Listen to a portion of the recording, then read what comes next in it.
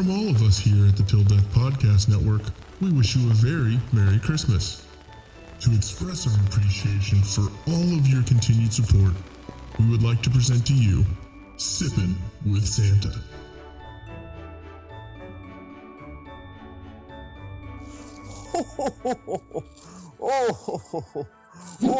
Hello everybody. This is a very special episode of Sipping with Shawn. It's actually called Sipping with Santa. Shawn let me have access to Cav's tabs, so that way I could do these questions that you guys left for Santa to answer. And I got some really interesting questions, I have to say.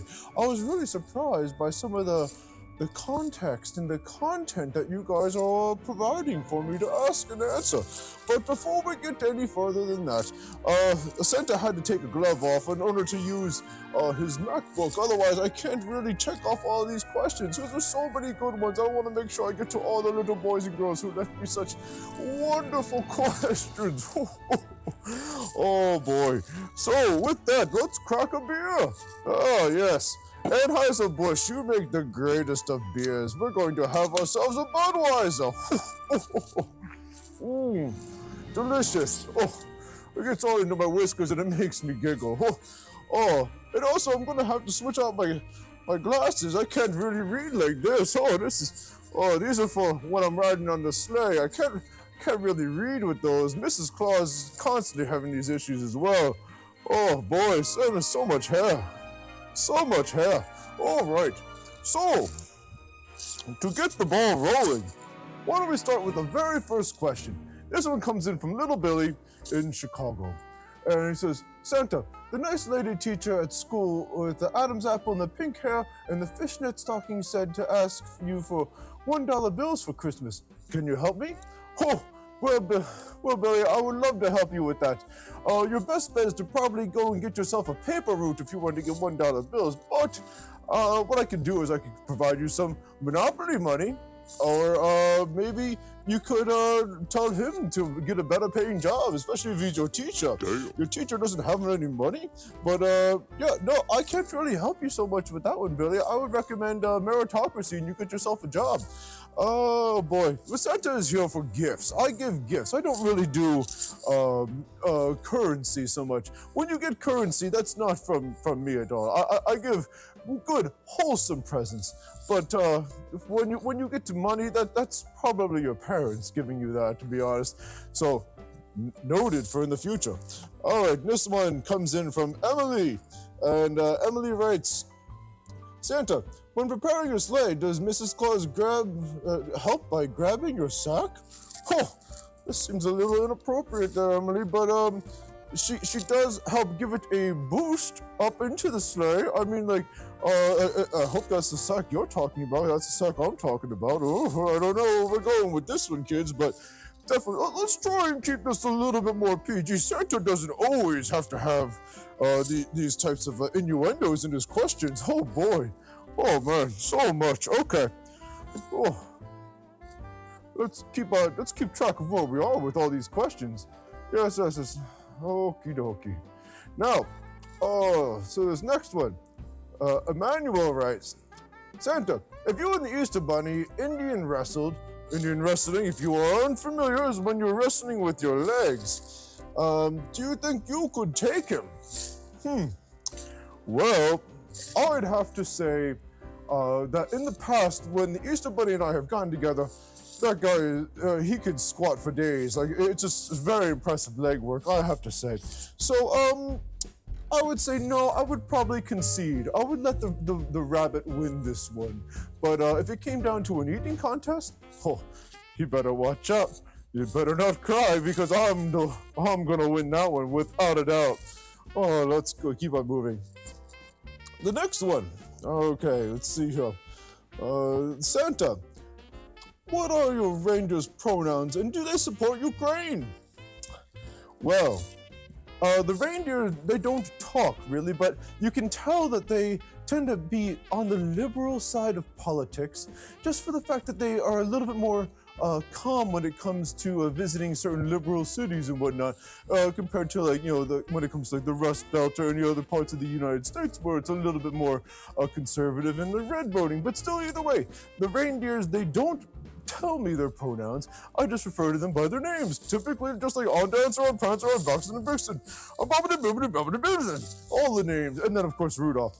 But we don't, we won't talk about. We'll talk a lot about Rudolph later, of course. And when it comes to Ukraine, they fall right in line when it comes to all the liberal politics. So of course they support Ukraine. All right, let's see here. How do you avoid having to unleash your Yuletide bowels constantly from all the milk and cookies? Is it Christmas spirit? I call it Christmas discipline. Christmas discipline teaches me to limit how many sweets I'm going to have in one evening or one city, one state, country, whatever it might be. And I'll give you a little secret. There's a lot of times where I am actually not biting your cookie. I go and I actually crumble pieces away, and then I toss it in like a napkin and I leave it outside your house. So tomorrow, on December 25th, when you wake up and you see that Santa bit into your cookie, some of you people might find a piece of the cookie outside your house. Just so you know, like it happens. But like Santa can't always be watching out for his diabetes and whatnot. I have to make sure that I'm maintaining a certain type of figure at the very least. Oh boy. But that helps me with not having to take as many shits. So, what percentage of gift requests are sex toy related? You would be surprised. It's usually the 20-something-year-old women who still believe in Santa. Thank you very much. I appreciate that. And they can't seem to find a man. But they like to pleasure themselves. And, honestly, how they use the trains and how they use the rocking horses is completely up to them. Santa won't tell you which way is the right or the wrong way to use the toys that I provide. But, I guess any of those toys could be sex toys if you make them out to be sex toys. So, yeah, I'm just going to leave that one right where it's at. How many elves are there? Do they live together, dorm style or individual houses? Is there a mess hall? And how do they import the food? Well, or do they import the food? Oh, man.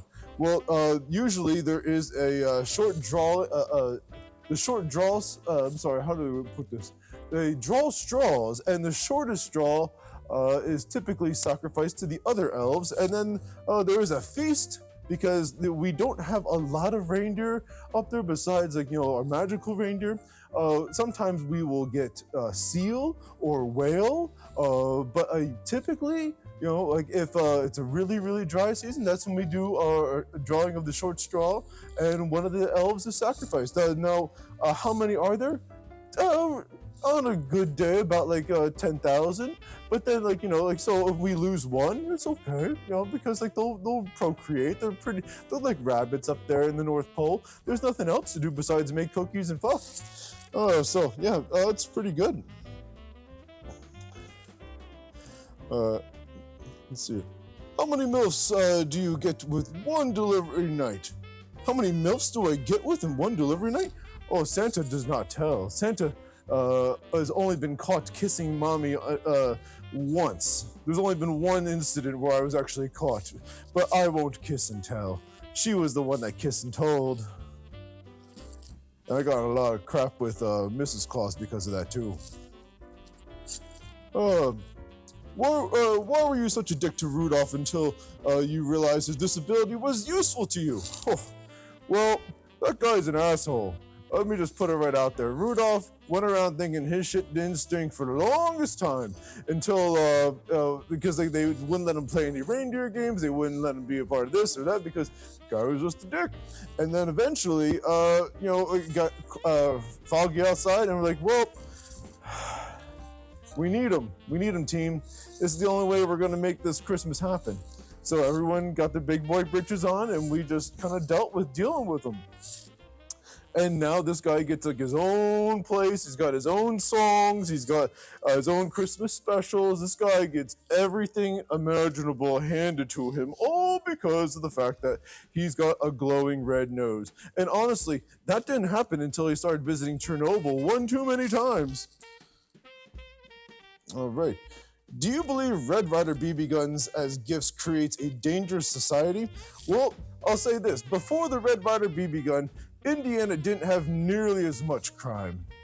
And then slowly it crept into Illinois, which then led to where there's a murder a day in Chicago. So I hate to say that toy caused all of this, but it definitely was something that led us down a dark path.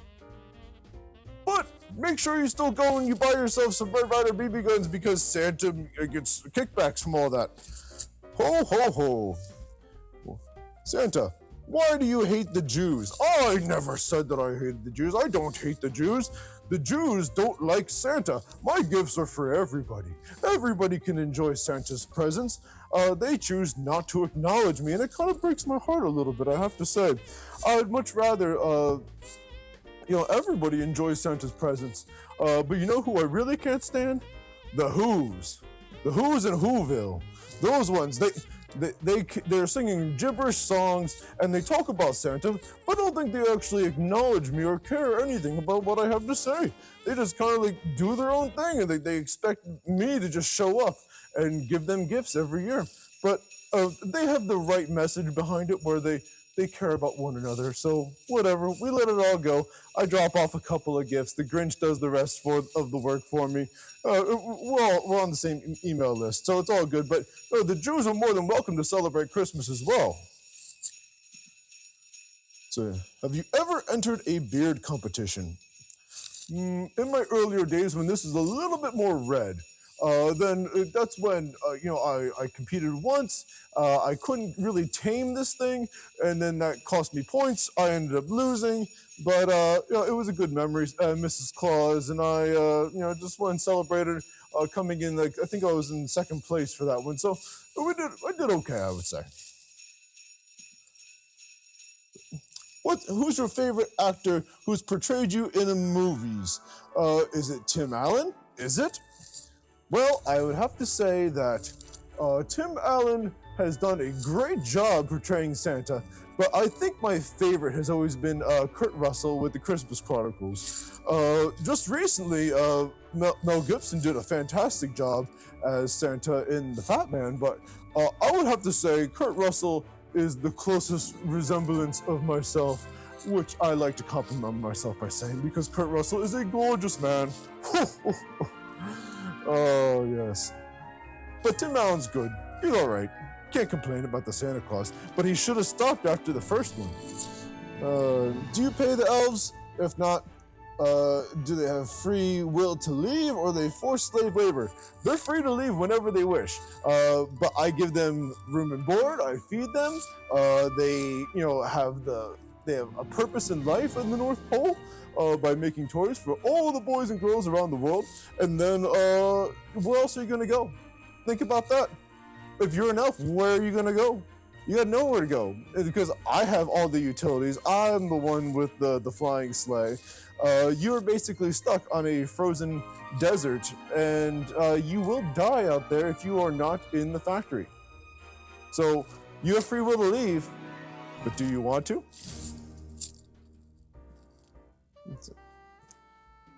Why did I not realize Kevin McAllister was an asshole of a kid until I became an adult? Well, as a child, you tend to want to think like Kevin McAllister. You don't need to have your parents around. You don't need to do this or that. And then all of a sudden, as an adult, when you have your own children, you realize, oh, man, this kid's an asshole. He's terrible to deal with. What a pain in the butt. But, still in all, Kevin McAllister, never liked that kid. Never liked him. Okay, that's enough of that one. How much energy does the toy factory make, and is it a true reason the North Pole is melting? That's all bull. The North Pole is not melting, and if it is melting, I'm not aware of it because my factory is doing great. We're doing great work. You've been listening to far too many of those AOC speeches about greenhouse gases and this and that. I could tell you that when you're up far enough north, you can even see some of the fumes coming from the factory, and they call it the Aurora Borealis. No. That's from my factory. Those are the exhausts. So you're welcome. You're welcome, world. You get this beautiful sight because I'm making toys for you all year round. What do you do on December 26th? Do you take a break or is it right back to making the donuts? I like to take a day. December 26th, I have to get some sleep. I have to get some rest. I can honestly tell you it's very difficult for me to be up all day and all night. I mean, like, it's a real strain on my body. So therefore, the next day I tend to get some rest. I drink some hot cocoa. I spend the rest of the evening with Mrs. Claus. And the elves, they get right back to making the donuts. On Christmas, they get about 3-hour break after I take off, and then they have to get right back to making toys. But again, where else are you going to go? This is your purpose in life now, children. You have I call them children because they're so small, but like, you know, they're far older than me. They've been around for a long time. I just put them to work. They needed some kind of purpose in life. But yes, I like to take a rest on the 26th, and then I get back to work on the 27th. Did you exist before Jesus? Well, for a short period of time, we did run into each other. Like when he was around 18, 19 years old, I met Jesus, and I was only a boy at the time. He told me that I was going to have to carry the reins for Christianity by giving gifts to children all around the world. And I didn't really quite understand what he was getting at the time, but then looking back when he had his autobiography published and then all the other biographies after that, all about his life, I realized, oh, okay, so I get we're given the gift of Christmas, it's the gift of Jesus being born on the 25th and blah, blah, blah. Like all this type of stuff. So we celebrate the birth of Jesus through giving gifts, and I do it from around the world. Let's see here. Did you already answer that one? Okay. Do Mrs. Claus's cookies suck that bad that Santa has to eat cookies anywhere else? Oh, well, I can honestly tell you that Mrs. Claus uses far too much flour and they never come out just right. I like a good buttery sugar cookie. And, it's very difficult for me to find just the right one. So that's why I typically just take a little bite of the cookies, like I said before, or I'll break a little piece if I'm feeling a little full. But if I see the perfect sugar cookies, I have to eat them. I have to. And this is why I can't lose this gut. It just won't go away. But I think it's kind of like my signature thing now. This is who I am. But it's all good. Like Mrs. Claus, I wish I could teach her how to make better cookies, but it's beyond my ability. And I've offered her some cooking classes. Like I said, like, oh, I'll sign you up for this. I'll sign you up for this. I'll get you whatever you need, the cooking books, or I'll bring somebody in. I'll bring in somebody, Rachel Ray, or somebody to help you make cookies. Anything, but instead she just consistently makes. She makes her brand of cookies, and they're not my thing. I just don't care for them that much. But good for her, at least for trying to be in the Christmas spirit. That's all I can say about that. Oh, but let me tell you what, guys. It's been a real pleasure answering some of these questions for you. I have to say that I hope that Shawn and Ian and Van over at Movies America, all of them, have a fantastic Christmas. And you guys too, who are the viewers for the Till Death Podcast Network, oh, you guys are fantastic. I have to admit that they couldn't do all of this without you. Oh, but it's a real pleasure for me to have been here on this grand occasion. And I just want to say Merry Christmas and Happy New Year. And for all of you who don't celebrate Christmas, Happy Hanukkah, and have a quirky Kwanzaa, and all the other fun holidays that occur during this time of year. Oh, so take care with that, everybody, and make sure to subscribe and like the videos. Goodbye! Ho, ho, ho, ho. Oh, goodbye, everyone! A few moments later. Okay, finally. I can finally take a minute and make myself a beverage. I got the wrong stuff here. Santa loves his Cheetos. Oh boy, Santa loves his Cheetos. Here we go. Sugar Plum, you done in there? this woman? You left your cocoa on the new coffee table that sparkles the elf belt. It's leaving a ring, honey. Well, can you get one of the elves to clean it, please?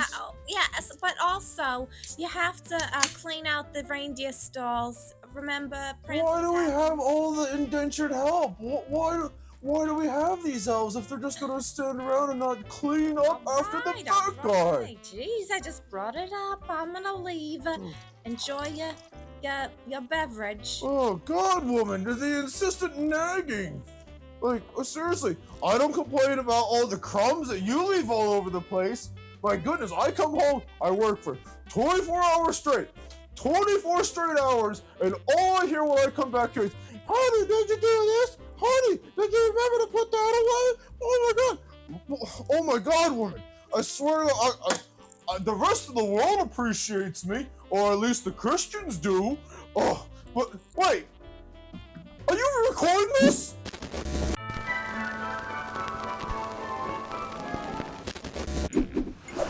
On behalf of everyone here of the Till Death Podcast Network, we want to say thank you for watching this video. If you like what you saw, make sure you hit the like button below, and then you subscribe to the channel so that you get all the notifications for all the new content we're constantly putting out.